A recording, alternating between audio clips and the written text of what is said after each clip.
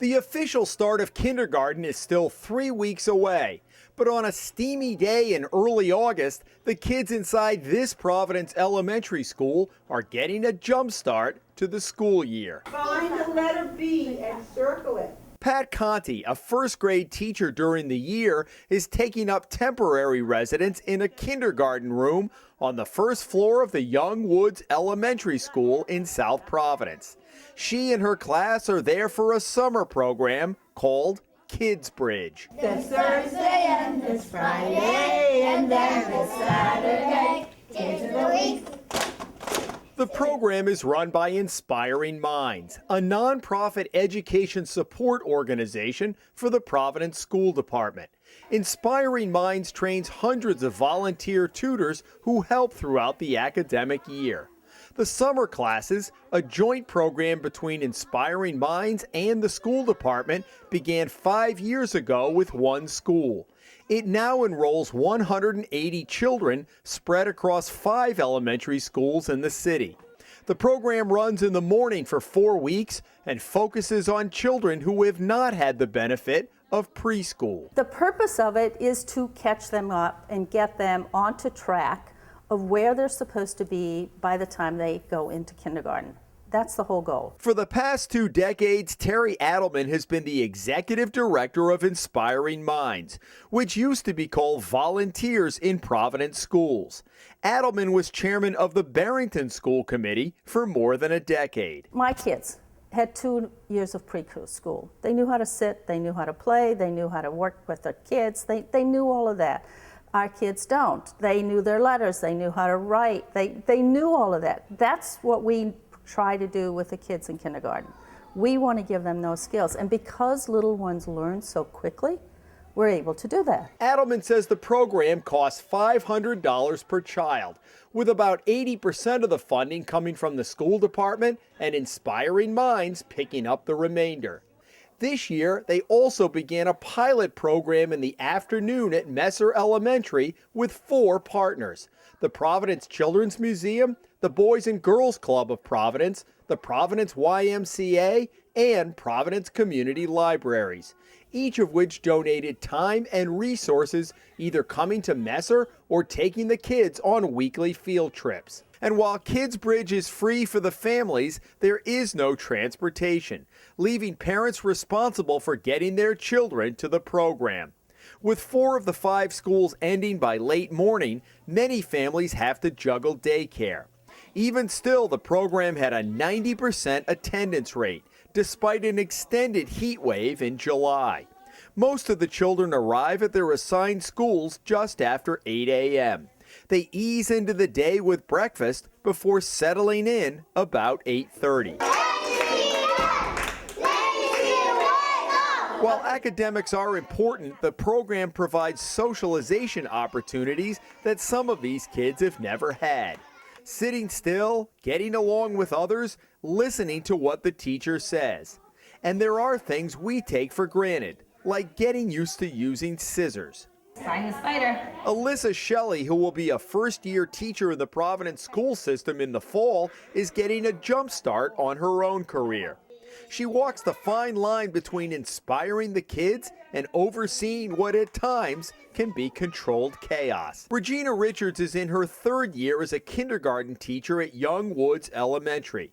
She says the results of the summer program speak for themselves, as all of the kids are tested before and after the 4 weeks of Kids Bridge. The stats show a marked improvement across the board. But it's intangibles, Richards says, that are equally important. Being empathetic to one another, learning to say please and thank you to one another, being polite to one another. Some children don't know that. And we're teaching that in that program as well. Children do not want to go slowly.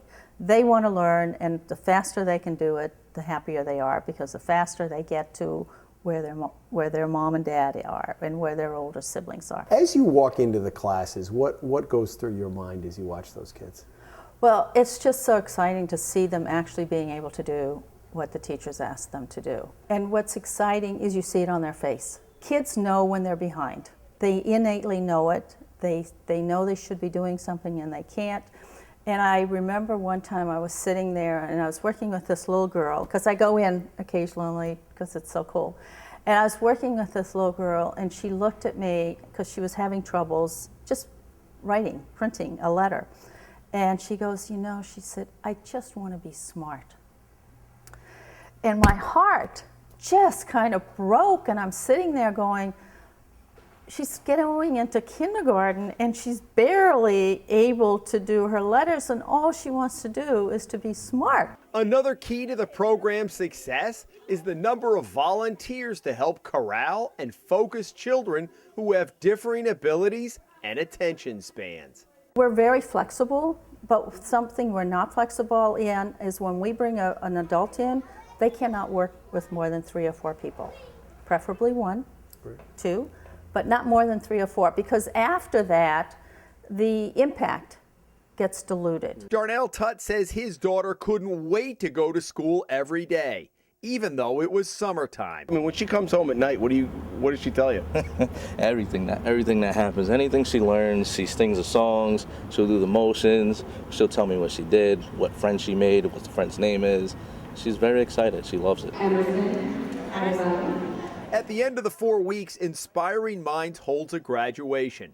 For the first time this summer, all 5 schools came together at the Providence Career and Technical Academy. Hundreds of parents, friends, and family members turned out for the ceremony. So you think the 5-year-old very much gets it as he or she walks in and looks around and sees this place full? Full. They've done something special. If you're a 5-year-old and you walk into a room and you see 500 people sitting there and you're the one that's being showcased, you know, you have your little hat on and you're being shown, you've done something special. That sends a very large message to the little kids, and their parents came. And there's a message, she says, for the parents of this high school class of 2026. Education is very, very important.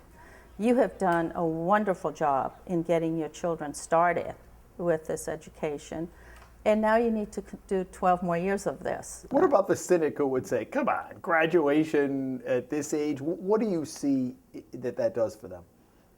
I think it boosts their self-esteem, and they're proud, you know, because we saw children after getting their diploma, how they're going up and showing their family, like, they're proud of that. I think that's really important. Adelman is trying to get the Providence School Department to fund an expanded program next summer. And lo and behold, consistently, every year the kids walk into school 30%. They have 30% more skills than the kids who didn't have this. This is such an inexpensive and such a successful way to fill a gap that exists that nobody else is filling. In Providence, Jim Hummel for the Hummel Spotlight.